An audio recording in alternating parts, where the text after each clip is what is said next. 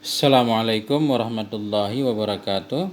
Sahabat semuanya yang dimuliakan Allah Subhanahu wa taala, kita lanjutkan membaca kitab Khulasah Nurul Yakin fi Sirah Sayyidil Mursalin juzuk 2, jilid 2, halaman 14. Halaman 34 apa 14? Halaman 34. Halaman 34 pelajaran ke-17. Perang yang paling mendebarkan. Bismillahirrahmanirrahim. Qala al-muallif rahimahullah wa nafa'ana bi ulumihi amin ya rabbal alamin. Ghazwatul Khandaq. Ini perang Khandaq. Khandaq artinya parit. 1. Fis sanatil khamisati hadasat ghazwatul Khandaq. Pada tahun yang kelima telah terjadilah oleh perang Khandaq, perang parit. Nah, karena terjadi penggalian parit besar-besaran, nanti kita lihat. Waktu sama dan dinamakan akan dianya Ghazwah Khandaq. Naib fa'il dalam kembali kepada Ghazwah. Dinamakan akan dianya perang Khandaq pula bil Ahzab pula, dengan perang Ahzab. Jadi Ahzab ini kelompok-kelompok, banyak kelompok yang bergabung dalam perang Khandaq ini. Makanya disebut juga dengan perang Ahzab. Kenapa dinamakan dengan perang Ahzab? Lianna kasiran min qabailil Arabi wal Yahudi ijtama'u li muharabatil muslimin. Ini alasan karena bahwa kebanyakan dari kabilah-kabilah Arab dan Yahudi ijtama'u, mereka berkumpul semuanya li muharabatil muslimin, untuk memerangi kaum muslimin. Wa hasarul Madinah, dan mereka mengepung akan kota Madinah. Karena banyaknya kabilah Arab, ada kabilah Quraisy, kabilah Ghatafan, ada nanti dari Yahudi, Bani Quraidah, Bani Nadir, semuanya bergabung untuk menyerang kaum muslimin, untuk mengepung kota Madinah. Disebutlah perang Ahzab. 3. Wa kana adaduhum 10,000 rajulin. Adalah bilangan mereka, adalah jumlah mereka itu 10.000 laki-laki. Ini pasukan yang luar biasa sekali. Quraisy, Abu Sofyan, ini pimpinan Nabi Sofyan, mampu mengumpulkan 10.000 orang laki-laki. Dalam riwayat dinyatakan 300 diantaranya menggunakan kendaraan kuda atau kuda, 1.500 diantaranya menggunakan onta sebagai kendaraannya, sebahagiannya yang lain jalan kaki. Sementara di pihak Nabi kaum muslimin, satu riwayat menyatakan 3.000 orang, ada juga riwayat yang menyatakan 900 orang. Jadi perbandingan yang sangat tidak sebanding sekali. Katakanlah paling banyak 3.000 melawan 10.000. Ini harus ada strategi yang luar biasa bagaimana cara menghadapi musuh yang begitu banyak. Belum lagi di Madinah itu sendiri banyak orang-orang munafik yang tidak mau ikut berperang.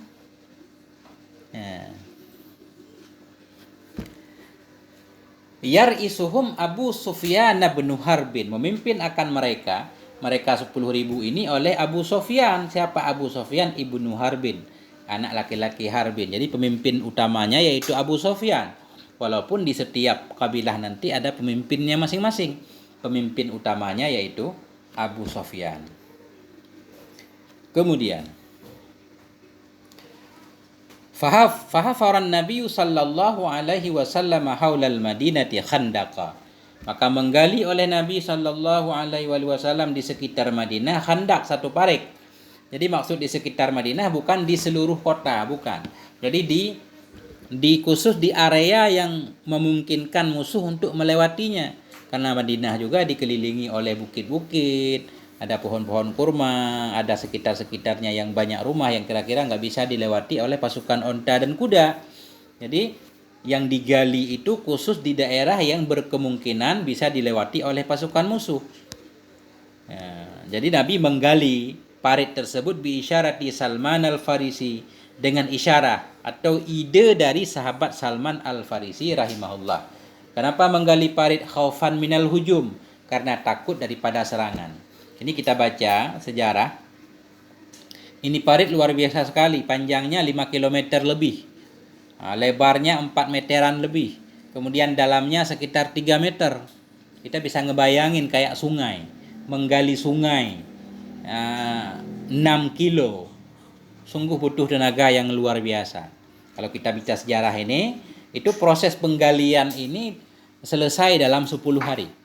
Bahkan ada yang bilang sekitar 9 hari selesai semuanya, karena semua orang di Madinah ketika itu kerja keras antara Muhajirin dan Ansar untuk membuat parit ini. Karena nggak ada cara lain. Ini termasuk strategi perang yang belum pernah dilakukan sebelumnya. Ya.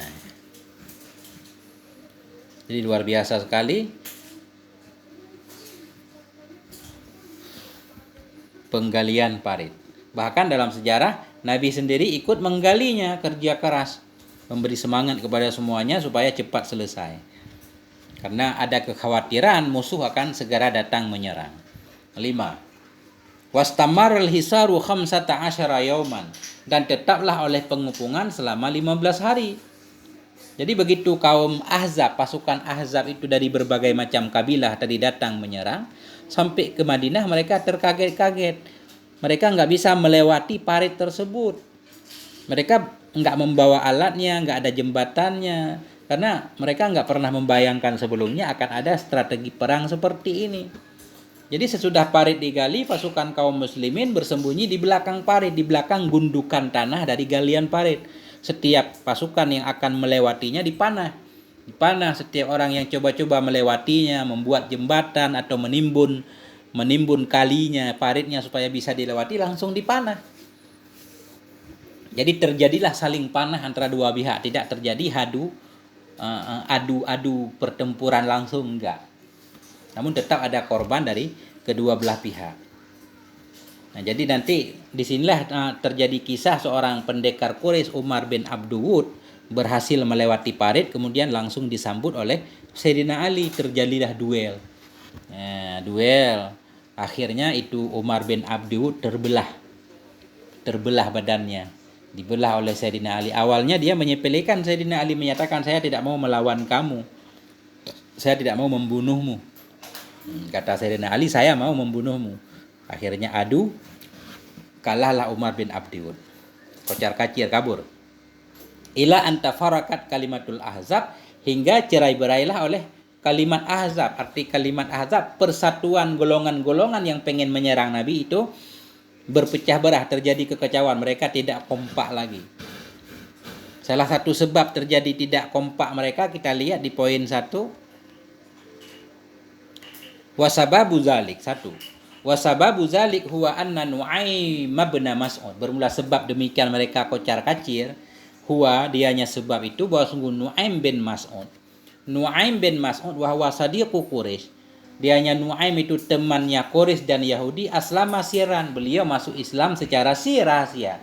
Ketika beliau sudah masuk Islam, wa tawajjaha ila Bani Quraidah, datang ianya beliau kepada Bani Quraidah. Alladzina nakadu ahudal muslimin, Bani Quraidah yang telah membatalkan oleh mereka akan perjanjian kaum muslimin. Artinya di dalam kota Madinah itu ada satu kabilah namanya Bani Quraidah, orang Yahudi. Mereka sudah membuat perjanjian dengan Nabi, tetap membela Madinah, tidak akan membela musuh-musuh yang akan datang dari luar. Tapi mereka belakangan mereka membatalkan janjinya. Begitu mereka melihat banyak pasukan datang dari luar Madinah akan menyerang Madinah, kemungkinan akan menang, mereka jadi membatalkan perjanjian. Mereka pengen bergabung dengan kafir Quraisy dan kafir-kafir yang lain untuk menyerang Nabi. Ini jahatnya Bani Quraidah. Jadi ketika itu Nabi menghadapi dua macam bahaya. Bahaya dari dalam, pengkhianatan kaum Yahudi. Kemudian bahaya dari luar, yaitu pasukan yang sangat banyak yang akan menyerang, cuma dihalangi oleh parit. Ini panjang ceritanya di sini. Jadi Nu'aim itu datang kepada Bani Quraidah yang sudah membatalkan perjanjian, mengkhianati Nabi. Sesudah perang Ahzab nanti Nabi akan menyerang mereka, mengusir mereka semua dari Madinah, bahkan sebahagiannya dibunuh. Wa qala lahum, berkata ya Nu'aim bagi mereka Bani Quraidah, inna Quraisyan wa Ghatafan yarawna intihadal fursah.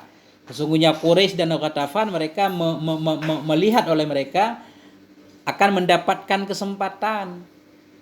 Artinya, wahai Bani Quraidah, kenapa kamu harus bergabung dengan Quraisy dan Ghatafan?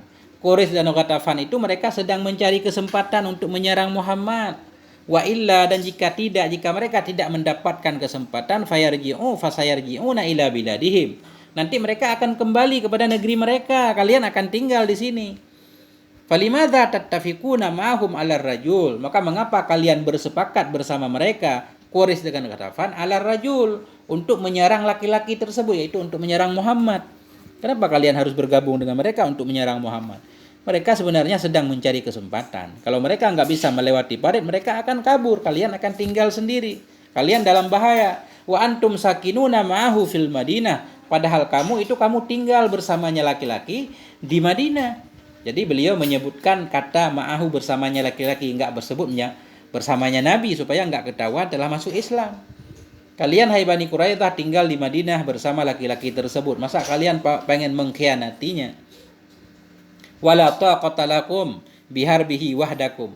Dan kalian tidak punya kemampuan. Wala taqata, tidak ada kemampuan bagi kamu untuk menyerangnya laki-laki wahdakum, sendiri kamu. Tanpa bantuan Quraisy dan Ghatafan, kamu tidak mampu menyerang Muhammad. Fal ahsanu alla tadkhulu fi hadhil harbi. Maka yang lebih baik itu kalian tidak masuk dalam ini peperangan.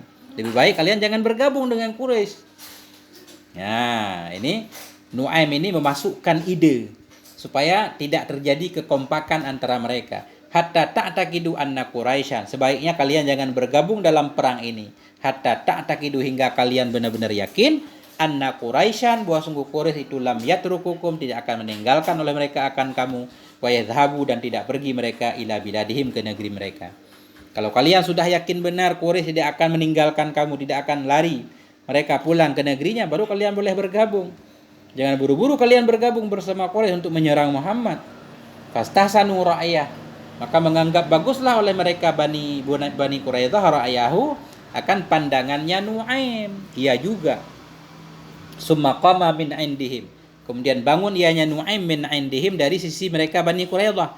Artinya sesudah memberikan ide seperti itu, Nuaim pergi.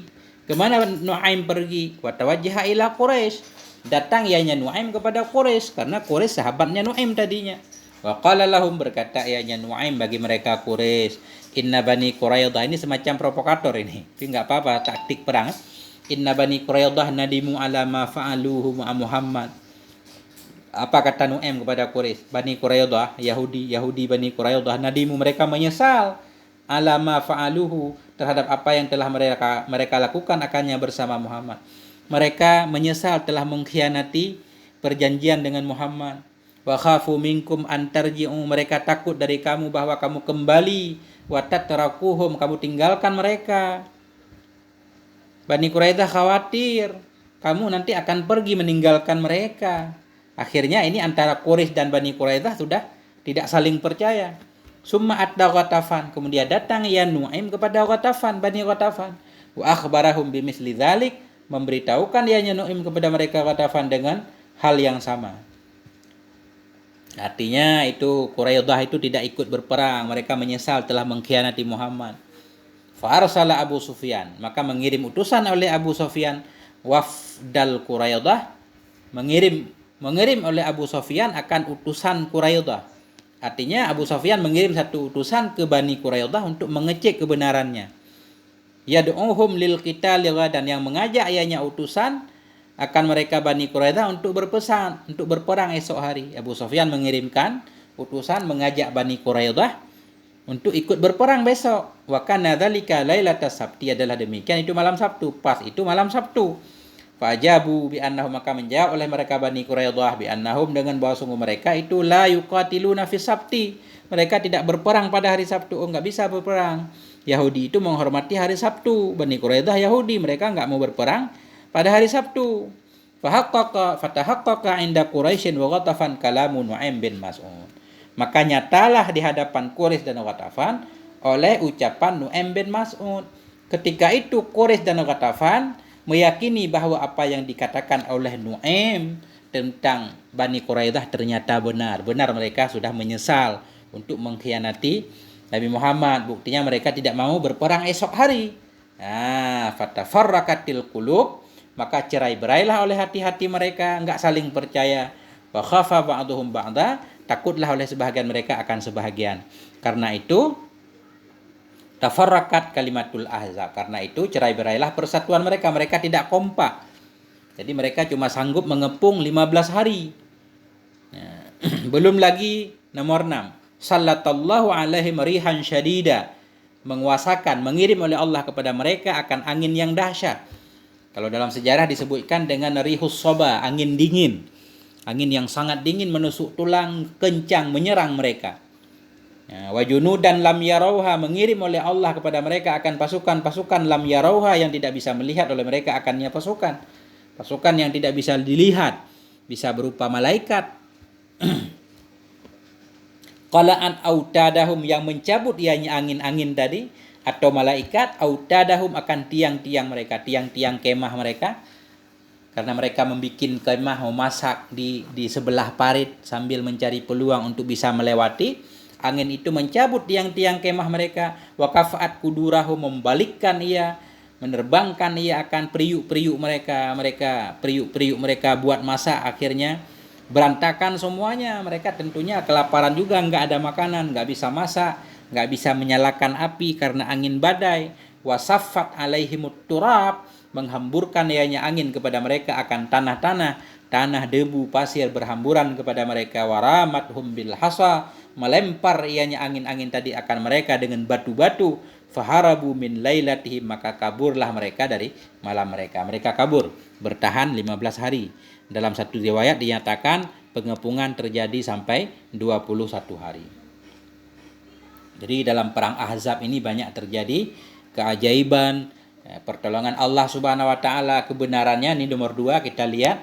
Allah Subhanahu wa taala menjelaskan dalam Al-Qur'an, misdaku zalik, bermula kebenaran demikian, itu firman-Nya Allah Subhanahu wa taala, ya ayyuhalladzina amanu dzukuru ni'matallahi 'alaikum, wahai orang-orang yang beriman, ingat kalian akan nikmat Allah kepada kalian, idz ja'akum junudun, ketika datang kepadamu oleh pasukan-pasukan.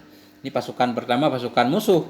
Fa arsalna 'alaihim rihan, maka kami kirim kepada mereka akan angin badai, wa nyududan, dan akan pasukan-pasukan lam tarauha, yang tidak engkau lihat akannya pasukan. Wa kana Allahu bima ta'maluna basira, dan adalah Allah dengan apa yang kalian kerjakan itu maha melihat.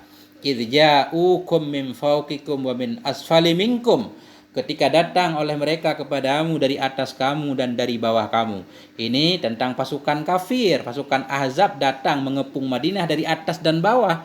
Dari bawah, dari lembah-lembah, kemudian dari atas bukit mereka datang untuk mengepung Madinah.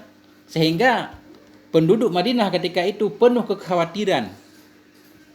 Ya, sebagai manusia tentunya khawatir bagaimana 3.000 orang akan melawan pasukan yang 10.000. Wa idzaghatil absar, ketika terbelalaklah oleh mata-mata. Wa balagatil qulubul hanajir, dan sampailah oleh hati ke tenggorokan. Maksud hati sampai ke tenggorokan seolah-olah pada sesak, penuh ketakutan. Wa tadunnuna billahi dunun, kalian berprasangka kepada Allah akan prasangka. Sehingga kaum muslimin ketika itu sebagian ada yang berprasangka bagaimana kapan datangnya pertolongan Allah. Hunalika butuliyal mu'minun, di sanalah orang beriman diuji oleh Allah. Ya, tentunya ada orang yang beriman sudah siap mati untuk mengorbankan segalanya, imannya bertambah ketika melihat musuh banyak. Wa zilzulu zilzalan syadida, digoncangkan mereka itu akan goncangan yang dahsyat. Jadi masalahnya ketika itu di Madinah, kayak cerita tadi, ada Bani Nadir. Nabi mengkhawatirkan pengkhianatan mereka, bahkan pengkhianatan mereka sudah diketahui oleh Nabi. Belum lagi di dalam Madinah itu ada sebahagian orang yang munafik ketika itu. Ini Allah menyatakan idz yaqulul munafiqun, ketika berkatalah oleh orang munafik, walladzina fi qulubihim marad, dan orang-orang yang dalam hati mereka ada penyakit. Ada sebahagian orang yang di dalam Madinah itu orang yang pura-pura Islam, munafik. Apa kata mereka? Ma wa'adanallahu wa rasuluhu illa ghurura, tidak menjanji kepada kita oleh Allah dan Rasulnya kecuali tipuan. Kita ditipu oleh Allah dan Rasul. Katanya kita nyaman-nyaman saja kalau Islam ini, lihat nih, kita dikepung oleh 10.000 pasukan. Wa idz qalat ta'ifatun minhum, ketika berkatalah oleh satu golongan dari mereka orang munafik, apa katanya? Ya ahla Yasrib, wahai penduduk Yasrib, la muqama lakum, tidak ada tempat bagi kamu, farji'u, kembalilah, enggak ada peluang kita selamat hari ini, kembali, jangan ikut perang. Wa yasta'dinu fariqun minhumun nabiyya, minta izin oleh satu golongan dari mereka kepada Nabi, minta izin kamu ikut perang. Yaqulun, mereka berkata, inna buyutana aurah, rumah kami aurah, rumah kami terbuka, nggak ada yang menjaga, kami nggak bisa ikut perang ya Rasul. Wa ma hiya bi aurah, padahal tidaklah dianya rumah itu terbuka. Iyuriduna illa firara, tidaklah mereka menginginkan kecuali lari. Sebenarnya mereka pengen lari menghindari dari perang. Kita bisa membayangkan bagaimana tantangan yang Nabi hadapi. Udah musuh banyak di luar, di dalam khawatir ada pengkhianatan. Belum lagi ada pasukan munafik, orang-orang munafik yang gara-gara mereka membuat muslim yang lain menjadi sedikit khawatir juga. As'ilatun, pertanyaan-pertanyaan. Mata hadasat ghazwatul Khandaq, kapan telah terjadilah oleh ghazwah perang Khandaq? Pada tahun ke-5 Hijriah. Dalam sejarah dijelaskan bulan Syawal. Limadza summiyat bil ahzab, kenapa dinamakan akan dianya perang dengan ahzab? Karena banyaknya kelompok-kelompok yang bergabung untuk menyerang Nabi. Kam adadul mutahazzibin, berapa itu jumlah pasukan ahzab? 10.000 orang. Maza amilan Nabi, apa yang diperbuat oleh Nabi sallallahu alaihi wasallam liman aihim, untuk menghalangi mereka. Nabi menggali parit atas saran sahabat Salman Al-Farisi. Kam yauman, berapa lama, berapa hari? Istamaral hisar, tetaplah oleh pengepungan. Di sini 15 hari. Ada riwayat yang lain menyatakan 21 hari. Madza hadasalahum ba'da dzalik, apa yang telah terjadi? Bermula apa itu yang telah terjadi ia bagi mereka ba'da dzalik, sesudah demikian? Mereka kocar-kacir, kabur, meninggalkan Madinah. Alhamdulillahirabbil alamin. Sampai di sini. Semoga ada manfaatnya. Mohon maaf atas segala kekurangan. Wal afwa minkum. Wassalamualaikum warahmatullahi wabarakatuh.